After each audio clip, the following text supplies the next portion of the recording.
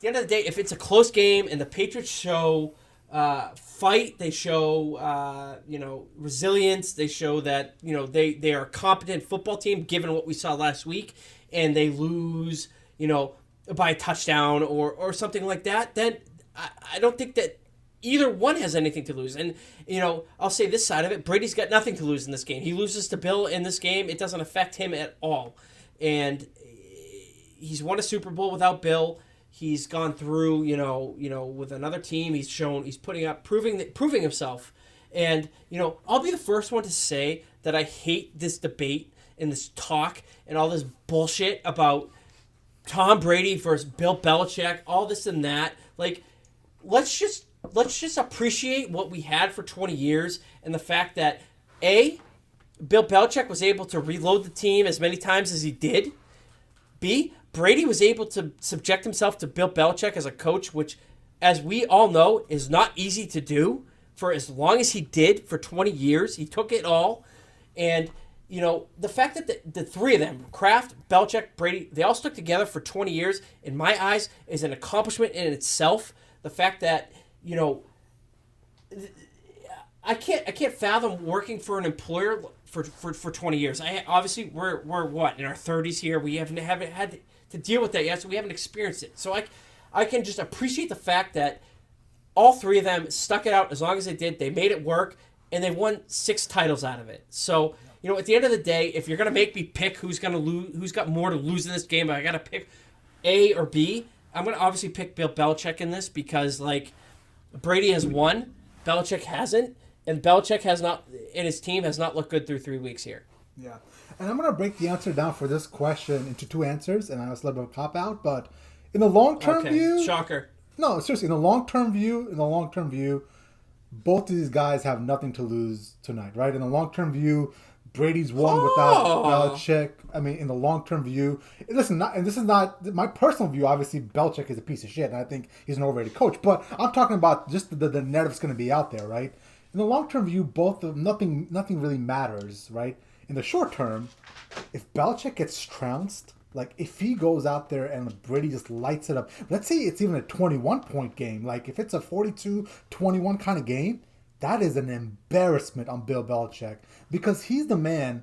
And I love how you make this into a rosy picture. Oh, 20 years was amazing, and it's great that we even got 20 years. But the fact of the matter is, at the end of the day, it seems that Brady still wanted to be there.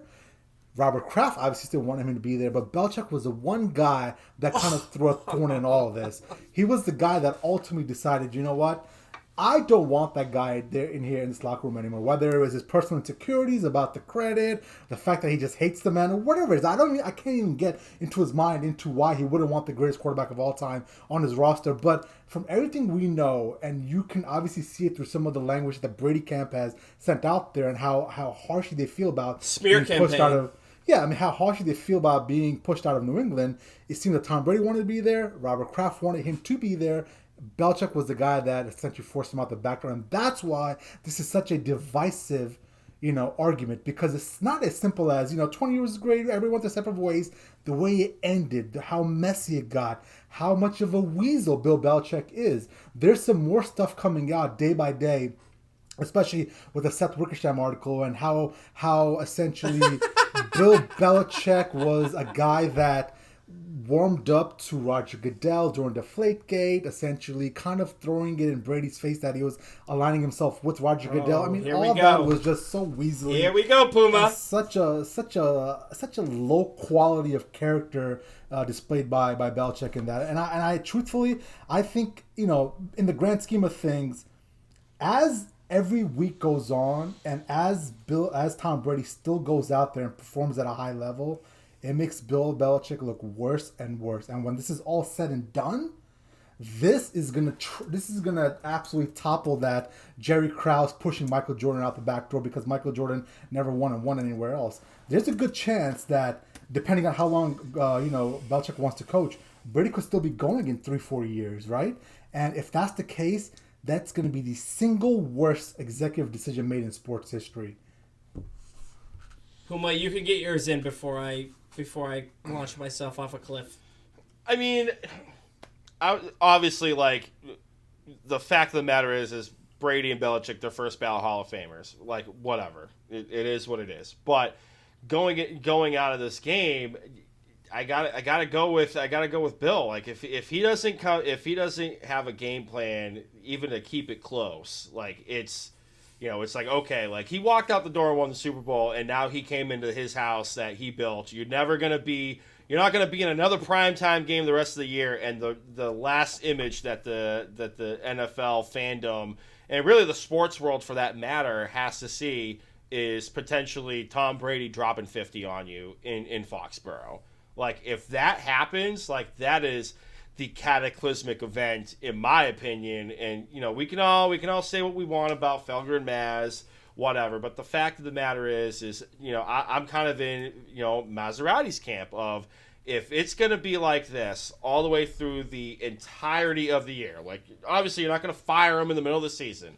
But if it's going to be like this the entirety of the year, and you have a sub 500 record or close to what you did last year, I think the old man's got to go. Like, whether or not it is, hey, we're going to come up with a statement, you're going to go, like, you're going to retire, we're not going to just come out and outright fire you like Jerry Jones with Tom Landry, like, you can ride off in the sunset kind of deal.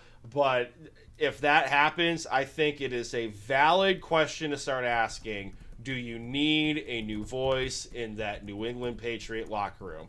Whether or not it's a retread, you put Josh McDaniels in there. I mean, Jay, I was talking with you offline a couple of days ago where the guy literally had his foot on the stairway to a Gulfstream to go to Indianapolis and be introduced as the new head coach of the Indianapolis Colts. Something happened, and he decided to stay in New England. Whether or not it was a backdoor deal, you guarantee you'll be the head coach, wink, wink, nudge, nudge, when the old man retires.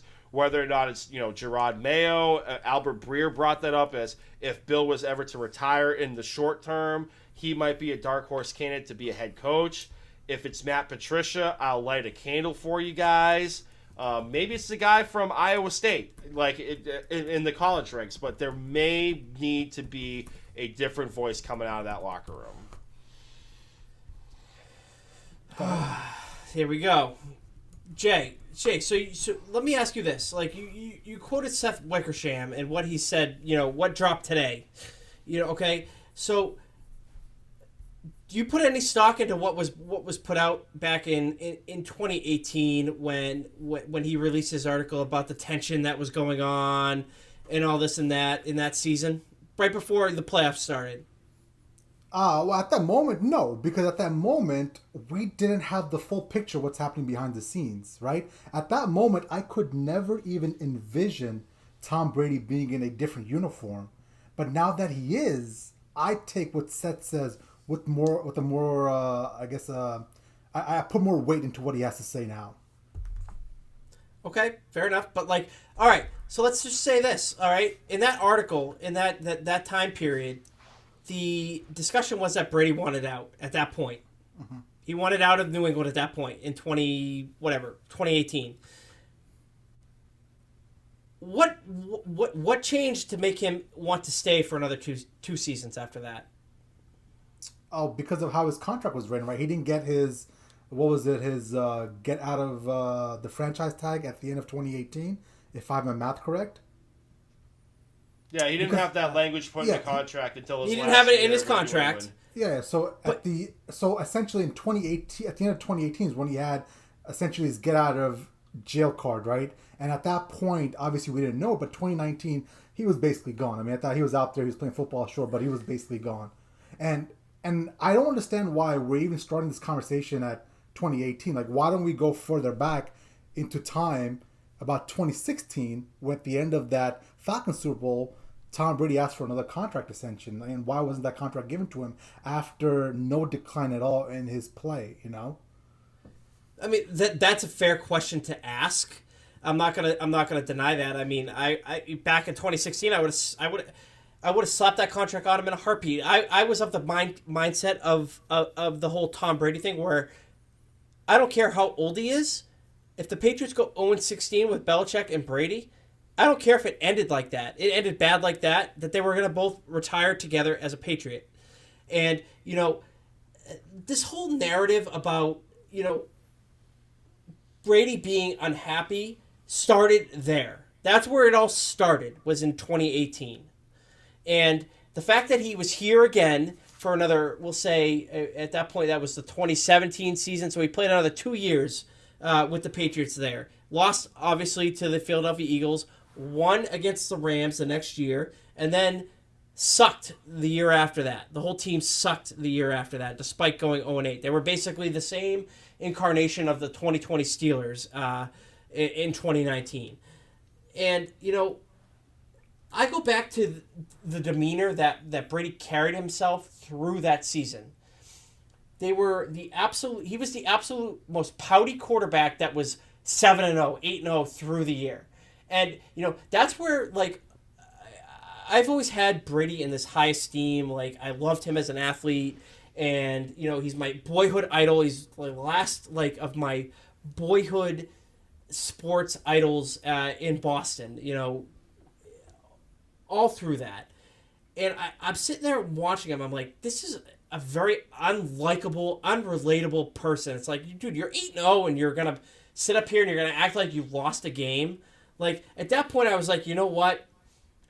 Let's just, move on at this point, and let's reset this whole thing, because it's clear he doesn't want to be here. It's clear Belichick doesn't want to be here. Let's separate and start over fresh. And, it ended up happening. Obviously I was upset that it happened because, again, my boyhood idol left the town.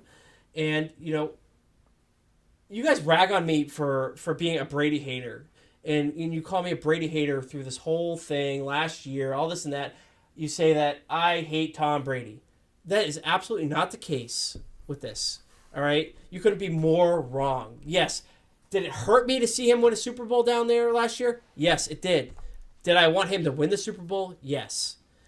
At the end of the day, my viewpoint on this whole thing was the egos that were involved, Kraft, Bill, Brady, needed to separate. And this was the way that it ended up working out. And at the end of the day, I don't really have a problem with it. I'm happy that the Patriots are working through something new. Jay, you brought up Deflategate. All right, you really want to go down that route with how Bill tossed that in his lap with the really blame on it? Not. I mean, I don't want to talk about Spygate or Deflategate or any of that thing, anything so far in the past that really doesn't matter to what's happening right now. At the end of the day, at the end of the 2019 season, there was still a chance that Tom Brady was going to come back and try to, negotiate with Belichick, and essentially, if he got a fair deal, he was still going to sign. I mean, obviously, people like Albert Breer, Scott Zolak, people we actually, respect and in their opinion have said that there was still a chance for Tom Brady to still walk into that office and essentially sign a piece of paper that said it was going to be the Drew Brees contract, 2 years, $50 million. Here it is. And at that moment, why wasn't that contract offered? Was it because he sucked at football? Absolutely not. We still, and that's my bigger point in all this, is the talent evaluation that Bill Belichick put into Tom Brady. It wasn't based off of his playing skills. It was based off of everything else except for his playing skills. Whether it was hate for him, jealousy, he's getting more credit, whatever dumb excuse you want to throw out there. It was the fact that Tom Brady could still throw the football, but Bill Belichick did not want him at the end of 2019. And a lot of people have confirmed that if a contract would have been given to Tom Brady in 2019, he would have signed it. He still would have been here. So just to clarify, you blame Bill Belichick for the state of the Patriots right now and last year.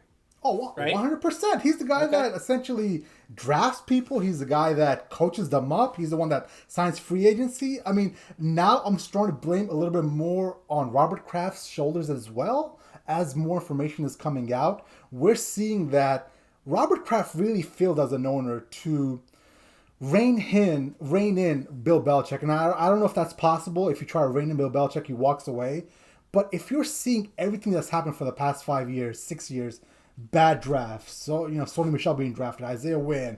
I can name all these draft picks that are just trash. N'Keal Harry, the free agency class this year, letting Tom Brady walk out the door, who can still throw the ball at a high level. All of that essentially is starting to fall on Robert Kraft as well, because he let a mad dog run A mad dog that is essentially trying to appease his own ego. Because all these moves of Tom Brady not being in the locker room, that's not a move that appeases his football team and makes his football team better. No, it appeases his fucking ego because he wants to go out there and prove by himself. And at the end of the day, if Robert Kraft wants his owner to have that much power, I guess more power be it to him. But I think it was a misstep along the way on Robert Kraft's part as well. Right, and real quick, just to jump in, like Jay, like I brought this up in 2019. 2019 when Antonio Brown was here for a cup of coffee. Right after Antonio Brown got suspended, listen, whatever happened, it wasn't pretty. Okay, like I'm not saying I would want him on my team, but clearly, like Tom wanted AB on that roster, and the fact that I think Bob Kraft like distanced himself from the organization from an organization standpoint, it was the right call. But the fact of the matter is Tom wanted AB there, and after he was outright released because of his off the field issues, you started to see comments coming through from his personal interviewer Jim Gray, and there were a couple articles written by Tom Curran for NBC Sports Boston where he was quoted flat out being like, I want more say in the personnel decisions for the New England Patriots. And he's like, maybe one day I'll become part owner and then I don't have to answer to anybody. That is almost a verbatim quote from a Jim Gray interview. And I think that has been bubbling over for a long time. I think he wanted a lot more people on the roster that were at the skill position players. And, you know, granted, we can go back to the pod we recorded earlier where we're burying Russell Wilson. With all due respect to Russ, he's not on the level of Tom Brady, where he can call a shot and whatnot, and people are willing to take pay cuts to go up to Foxborough to play with him. So I think that was the beginning of the end. I'm not saying it was a Hail Mary pass. If they, you know, obviously AB's on the commissioner's exempt list, but they keep him on the roster, he's inactive, he gets, you know, cleared, he comes back, Tom Brady re-signs. Maybe that's like, you know, rose-colored glasses from a not Pats fan looking from the outside looking in. But that, if that happened, maybe he would sign that contract and stay in New England. But the fact that he was chirping about not having personnel decisions is a legit issue. And that all goes back to Bob Kraft letting Bill do his thing, being the generalissimo and the general manager. See, I'm gonna take the other end of this, and it's not gonna be the Tom Brady aspect of it, but I do put a lot of blame on Robert Kraft for the state of the Patriots today, and it's because he did not let Bill Belichick's plan play out. And you know, you're gonna probably have a lot to say about this, but like, let's be honest, Bill wanted to move forward and move on from Brady a few years ago and go with Jimmy Garoppolo. And I know what you guys think about Jimmy Garoppolo at this point. We've hashed it out many times, but at the end of the day, I would have liked to have seen what the Patriots team looked like at with Jimmy Garoppolo at the helm. Jimmy Garoppolo in the few games that he played for the Patriots was lights out, and they had developed him for 3.5 years before they ended up trading him. And at the end of the day, Robert Kraft stepped in and said, we're going to trade Jimmy Garoppolo. And at that point, Robert Kraft committed to Tom Brady at that point. Mm-hmm. So where I blame Robert Kraft here is letting Tom Brady walk out the door. Regardless of what Belichick thinks at this point, he let Tom Brady go to free agency. He gave him the contract with the voided years and the lack of the franchise tag and all that. He gave him the option to leave. And I put that not on Belichick. That is on Robert Kraft for not committing to Tom Brady at that point. Because the succession plan, we all can argue about. They had no plan after Tom Brady walked out the door. The succession plan was in place. They drafted Garoppolo to succeed. Yes, Tom Brady exceeded his game at that point and made the decision very difficult for the Patriots organization. Exactly, right? But so my question to you is, like, at what point do you think they should have moved off of Tom Brady, who was still playing at such a high level that it would have been sacrilege to move off of him to Jimmy Garoppolo? I mean, he went to 4 Super Bowls in the next 5 years or whatever the stat is. So at what point do you think they should have made that move? I mean, if I'm as a Patriots fan, I do wish Tom Brady was still here. And the fact that Robert Kraft did not make that happen is probably the greatest travesty out of all of this. And you can blame it on Belichick all you want, but at the end of the day, it's Robert Kraft who signs off on the contracts. Robert Kraft gave Tom Brady the free agency. Robert Kraft was the one that balanced the egos. All three of them have massive egos. We saw it in some of the reports that came out today from Seth Rickersham from his book. They all have the egos. Robert Kraft calling Bill Belichick, and I'm gonna say it, the idiot savant. When he hired him. All right. What was the other one? The interesting point. The interesting point after that comment that he made about the idiot savant was that he said, "I gave him this opportunity." That indicates a massive ego on Robert Kraft's part, wanting credit for this whole thing. So you know what? I put the blame mostly on him for not managing this at the end, where he made his bed when he forced the hand of Bill Belichick to trade Jimmy Garoppolo away. And he didn't follow through with the second half of that, where he said, Brady's staying. And you know what? If that meant that Bill left because of that, at least Bob Kraft would have made the difficult decision to decide to keep one of them in uniform. And the fact that he did not step in and he stepped back and deflected everything to Bill at that point is a problem. Yeah, man. Like I at the end of the day, we're never going to be able to find out the answer of who essentially made that decision, right? That's never going to come out unless maybe this book has a big bombshell. But as more information is coming out, and as you're starting to see just some of the tension that there was there before, because I always thought that Robert Kraft was just like, all right, well, you do the football operation, I'm just going to stay here on the business side and make No, my it wasn't money, right? like that. It wasn't like that. And that's becoming very evident that it's not like that anymore, right? And now, if that is the case, then obviously, Robert Kraft still takes some of the blame on this, but ultimately, like, we all agree that Bill Belichick makes these football decisions, right? I mean, it's his roster. And I do believe that if Robert Kraft would have meddled again, I mean, you already saw those reports of Bill Belichick flirting with a couple of different owners and a couple of different teams. I think that's where Robert was like, all right, I've already pissed him off once with the Jimmy Garoppolo thing. If I do it again and try to force Brady back on Belichick, who he clearly does not like one bit, I think I'm going to lose Belichick. And he made the decision. And obviously he's going to be in this as well, where it's looking bad on his part as well, right? And when it's all said and done, this will be the worst executive decision made by any franchise in the history of sports. And I'm doing the Trump hands right now, by the way. and he and Robert Kraft will have to have some of that blame as well. We need a camera. So let me get this straight. Huge. So let's just say this. Let's just say Brady doesn't win another one. Is it the worst? Is it the worst executive decision in the history of sports? Because I disagree with that. 100%. The only way it's not the worst executive decision in sports is if Bill wins the Super Bowl. Exactly. And Bill has to win. How? Bill has to win now, man. Like he's he doesn't have to win a Super Bowl to secure his legacy at all. Oh, absolutely. Not at all. I mean, no, he absolutely does not. No. Well, that's absolutely disingenuous. To end the debate of was it Bill or was it Brady, if Bill goes out and says, okay, anything you can do, I can do better, and he can drag this team to a Super Bowl winning performance, yeah. He doesn't have to win a Super Bowl the rest of his career. He could go 7-9 and ride off into the sunset, but until then, Tom went to the worst franchise, with a loaded roster ever. Yeah. It's still a fact, Burge. They had the loaded roster. Okay. Worst winning percentage. You pick high in the draft all the time. You load that offense up. Okay, so in that they case, won 7 games with a quarterback that turned the ball over 37 times. So in that case, should the Pats have just lost and drafted at the top of the draft? No. So he still left. He went to the worst franchise winning percentage in all of professional sports. With a loaded roster because of high draft picks. And overcame, in your words, the buffoon head coach of Bruce Arians. And up until the playoffs last year, the buffoon of head coach Bruce Arians for Jay Cheema, too.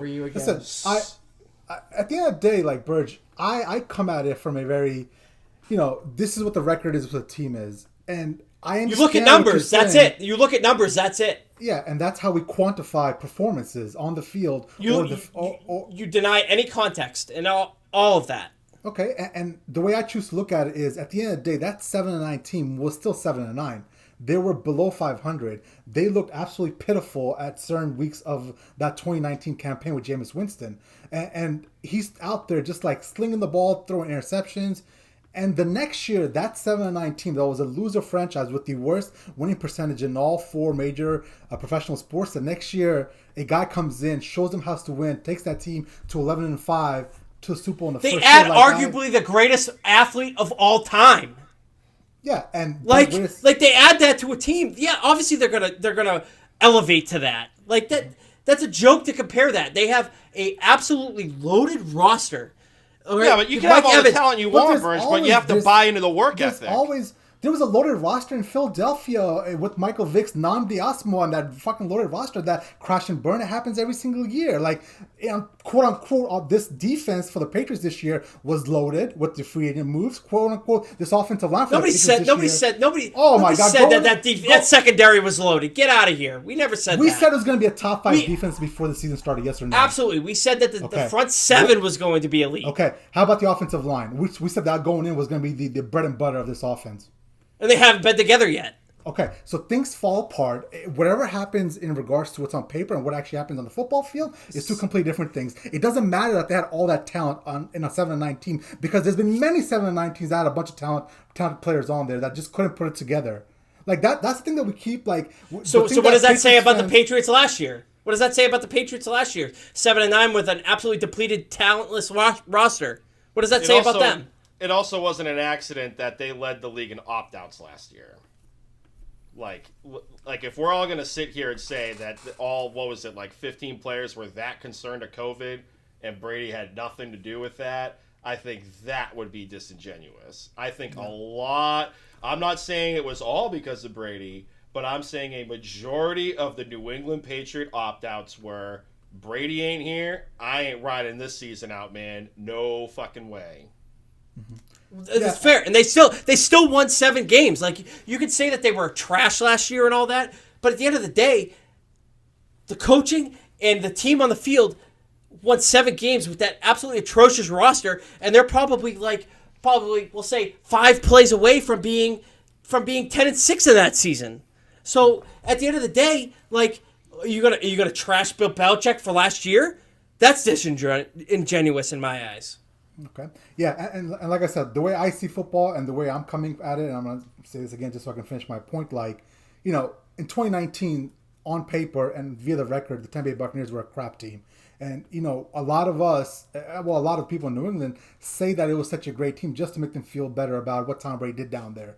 I mean, he took a bad team from 7-9 to 11-5 to the playoffs and won the Super Bowl with a buffoon of a coach, as you say yourself. And to the bigger point of this, I do believe Bill Belichick needs to win a Super Bowl to essentially bring it even par in the eyes of the public and the narrative around this whole situation, right? Like, what does it say about his legacy that Brady left, won a Super Bowl, and he sucked for the next 4 years and went to retirement?